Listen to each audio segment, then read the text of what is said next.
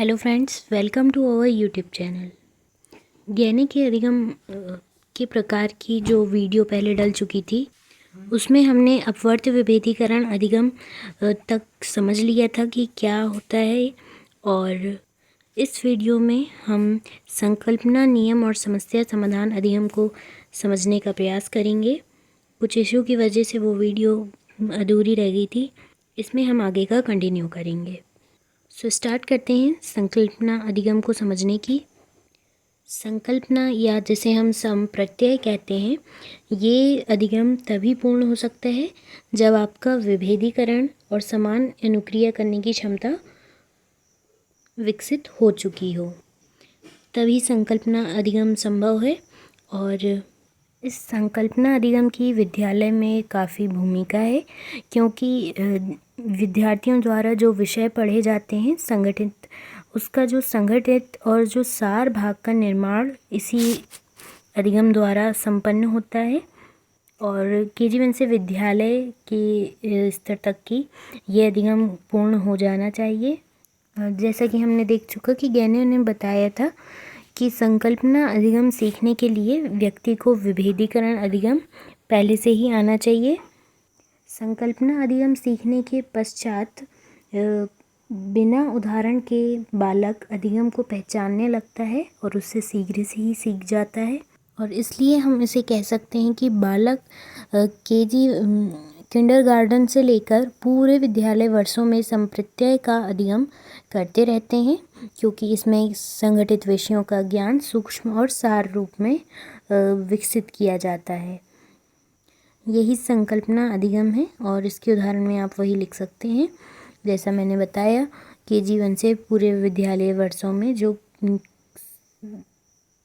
छात्रों द्वारा संगठित विषयों का जो सार रूप में समझ जाना, बिना उदाहरण के अधिगम को पहचान पाना संकल्पना अधिगम के उदाहरण हैं।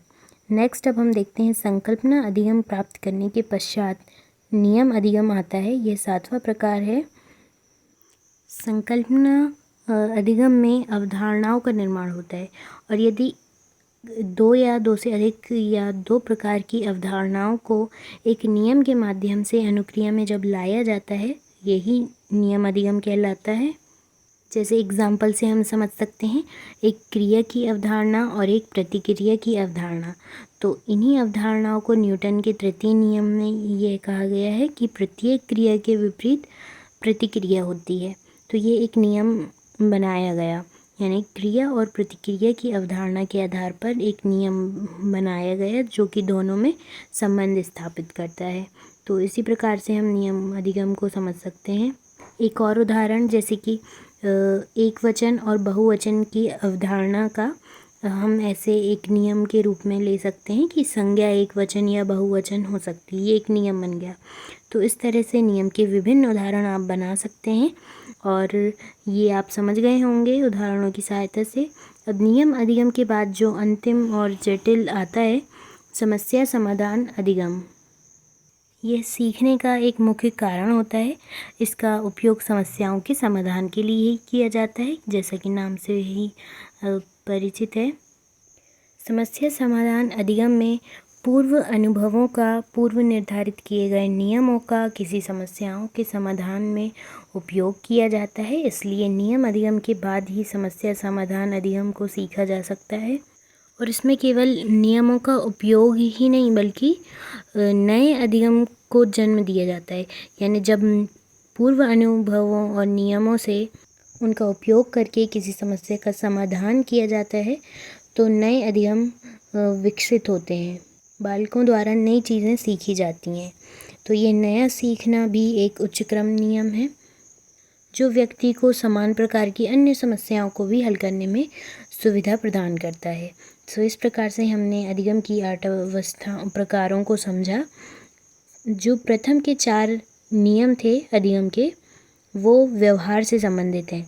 जैसा कि आपने पिछले वीडियो में पढ़ा और इसमें देखा संकल्पना, नियम और समस्या समाधान को, उसके आधार पे आपने समझ लिया होगा कि जो प्रथम 4 हैं वो व्यवहार पर आधारित अधिगम है, व्यवहारिक अधिगम है। और जो अन्य 4 हैं ये संज्ञानात्मक अधिगम है, यानी संज्ञान से संबंधित अधिगम है। ये महत्वपूर्ण पॉइंट है, आप इसे नोट कर लीजिए। अगर आपने इसका पहले वाला वीडियो नहीं देखा है जिसमें हमने इन नियमों की चर्चा किए थे, तो आप हमारे चैनल में जाकर उस वीडियो को देख सकते हैं, तभी आपको ये बाकी के 3 समझ में आएंगे। सो अगर अभी तक आपने हमारे चैनल को सब्सक्राइब नहीं किया है तो सब्सक्राइब ज़रूर करें। कमेंट में ज़रूर बताएं कि आपको ये यूज़फुल लगा, इसमें और क्या चीज़ें ऐड करनी चाहिए, आप कमेंट में ज़रूर बताइएगा। नेक्स्ट, अब हम गहने के अधिगम की विभिन्न परिस्थितियों को देखते हुए ये कह सकते हैं कि अधिगम और शिक्षण के संबंध उद्देश्यों द्वारा स्थापित किए जा सकते हैं। जैसा कि आप इस टेबल में देख सकते हैं कि ज्ञान का उद्देश्य जो है वो संकेत अधिगम, उद्दीपक अनुक्रिया अधिगम और श्रृंखलन अधिगम के आधार पर स्मृति स्तर के शिक्षण का अनुसरण करता है। इसी तरह बोध करना, प्रयोग और विश्लेषण करना, ये बोध स्तर के शिक्षण से संबंधित है, जिसमें शाब्दिक साहचर्य अधिगम, अपवर्त्य विभेदीकरण अधिगम और संकल्पना अधिगम शामिल होते हैं। ये अधिगम होते हैं इसमें। इसी तरह संश्लेषण और मूल्यांकन करने का उद्देश्य चिंतन स्तर के शिक्षण में होता है, जिसमें नियम और समस्या समाधान अधिगम शामिल होते हैं।